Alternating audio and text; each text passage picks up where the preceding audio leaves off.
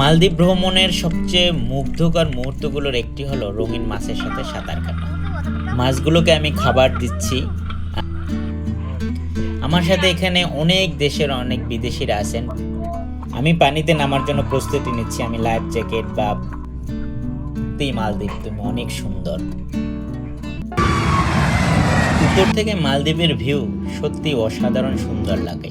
আকাশ থেকে তাকালে মনে হয় নীল সমুদ্রের বুকে ছড়িয়ে আছে সবুজ আর সাদা রঙের ছোট ছোট মুক্তোর মতন দ্বীপ। আমার এইমাত্র ইমিগ্রেশন শেষ হলো। আমি এখন এয়ারপোর্টের সামনে দাঁড়িয়ে আছি। আমি এখান থেকে মাফুসি আইল্যান্ডে যাব। স্পিড বোটের জন্য অপেক্ষা করতেছি। এখান থেকে সরাসরি একবারে চলে যাব মাফুসি আইল্যান্ডে। মাফুসি আইল্যান্ডে দাঁড়িয়ে বা উপর থেকে তাকালেই বোঝা যায় কেন মালদ্বীপ এতটা স্বপ্নের মতো সুন্দর। আমার এখানে টাইম এখন প্রায় বিকেল। হোটেলে গিয়ে চেকিং শেষ করে পুরো বিকেলটা আমি মাফুসি আইল্যান্ডে ঘুরব। ফুল ডে অ্যাক্টিভিটিসের জন্য গতকাল রাতেই আমি এজেন্সির থেকে টোটাল আইটিনারিটা আমি কিভাবে কি ঘুরবো বা কি করব সব কিছু আমি বুক করে রেখেছি। আজ পুরো দিনটা আমি তাদের সাথে থাকবো, বিভিন্ন অ্যাক্টিভিটিস করব আর মালদ্বীপের প্রকৃতির সৌন্দর্য মন খুলে উপভোগ করব। নীল জলের এক স্বপ্ন রাজ্য, যেখানে আকাশ আর সমুদ্র মিশে গেছে এক হয়ে।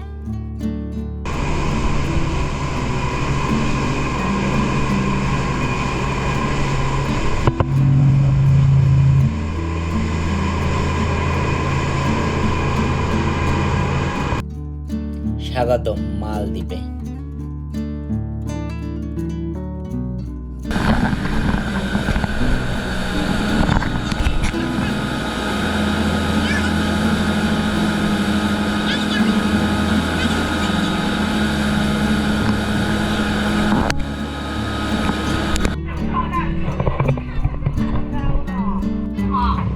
দীর্ঘ অপেক্ষার পর শুরু হলো আমার যাত্রা। ব্যস্ত জীবনের সব ক্লান্তি রেখে আমি ছুটে এসেছি এই শান্তির দেশে।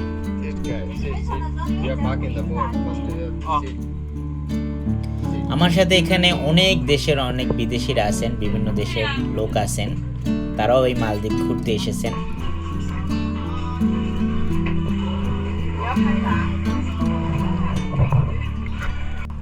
মাছগুলোকে আমি খাবার দিচ্ছি।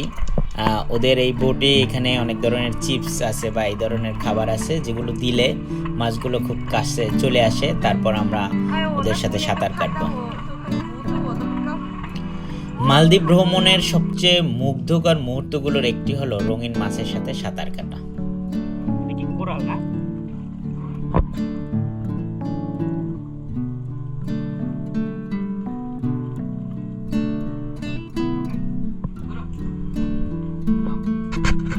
আমি পানিতে নামার জন্য প্রস্তুতি নিচ্ছি। আমি লাইফ জ্যাকেট বা প্রয়োজনীয় যে জিনিসগুলো আছে শ্বাস নেওয়ার জন্য, শ্বাস প্রশ্বাস যাতে ভালো থাকে, এই যে জিনিসগুলো আছে সেগুলো পরে আমি পানিতে নামার জন্য প্রস্তুতি নিচ্ছি।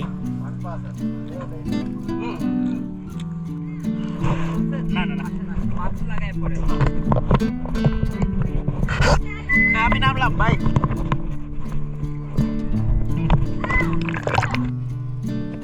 প্রথম দেখাতেই মনে হলো এটা কোনো বাস্তব জায়গা না, যেন ছবির ভেতর ঢুকে পড়েছি। চারপাশ শুধু নীল আর নীল।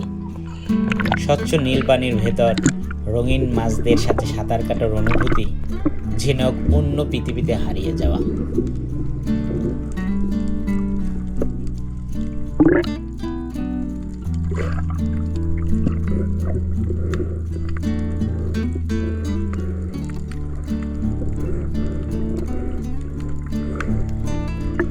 ব্যস্ত শহর ছেড়ে আমি ছুটে এসেছি শান্তির খোঁজে। পৃথিবীর এক কোণে লুকিয়ে আছে এক স্বপ্নের রাজ্য, যেখানে নীল জল যেন আকাশের প্রতিচ্ছবি। আজ আমি সেই স্বপ্ন ছুঁতে এসেছি মালদ্বীপে।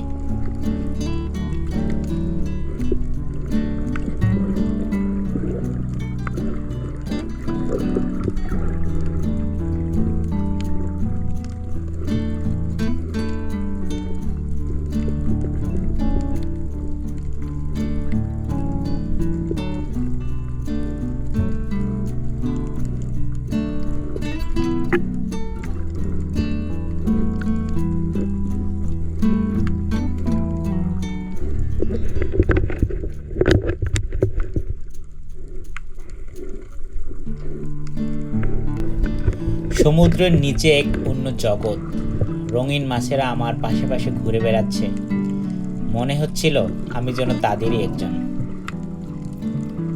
লবণাক্ত সমুদ্রের পানিতে ভেসে থাকা, কোনো চিন্তা নেই, শুধু শান্তি আর মুক্তির অনুভূতি।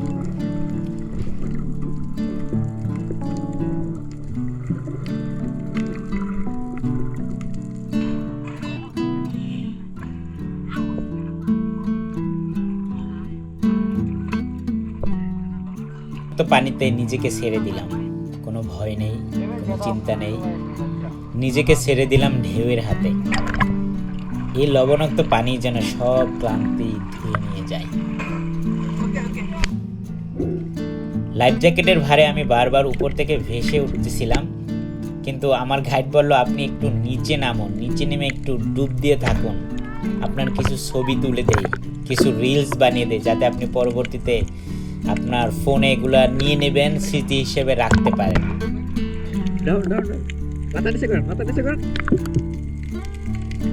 এবং পরবর্তীতে আপনি ফেসবুক অথবা ইউটিউব বা অন্যান্য যে আপনার সোশ্যাল মিডিয়া আছে সেখানে আপলোড করতে পারেন। আমি ভাবলাম ঠিকই তো, এই স্মৃতিটা আমি রিলসে ধরে রাখি। সমুদ্রের নিচে প্রবাল প্রাচীর আছে, যেগুলোকে সমুদ্রের বাগান বলা হয়।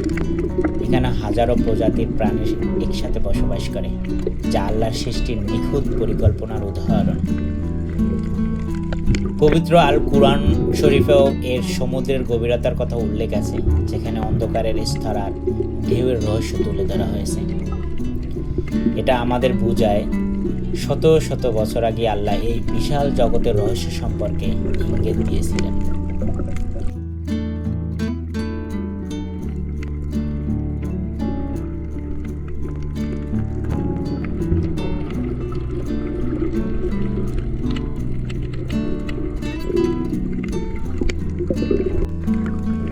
সমুদ্রের নিচে রঙিন মাছ ধরার আমি একটু ব্যর্থ চেষ্টা করতেছিলাম। আসলে এই মাছ ধরা কখনই সম্ভব নয়, কারণ এটা আমার জায়গা না, এটা ওদের জায়গা, ওদের বসবাসের জায়গা। এখানে আমার পাওয়ার চলে না, ওদের পাওয়ার চলে।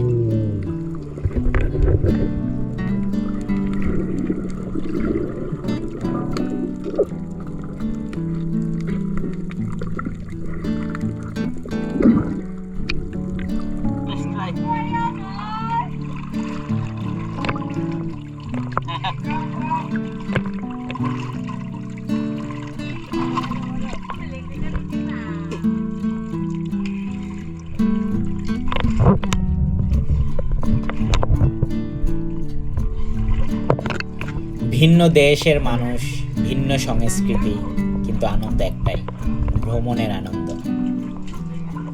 ভাষা আলাদা, দেশ আলাদা, তবু হাসি আর আনন্দের কি কোনো ভাষা লাগে বলেন? কোনো ভাষা লাগে না।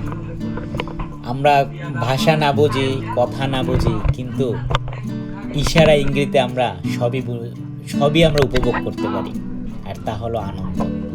এই ভ্রমণ আমাদের সবাইকে এক করে দেয়।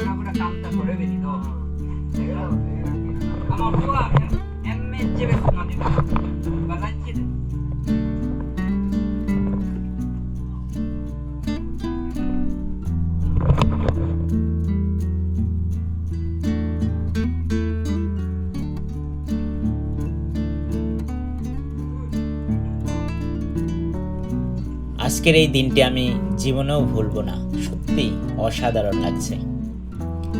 এই ভ্রমণ শুধু একটি ট্যুর না, নিছক ভ্রমণ না, এটা আমার জীবনের এক টুকরো গল্প, যা আমি কখনোই ভুলতে পারবো না। সত্যিই মালদ্বীপ, তুমি অনেক সুন্দর।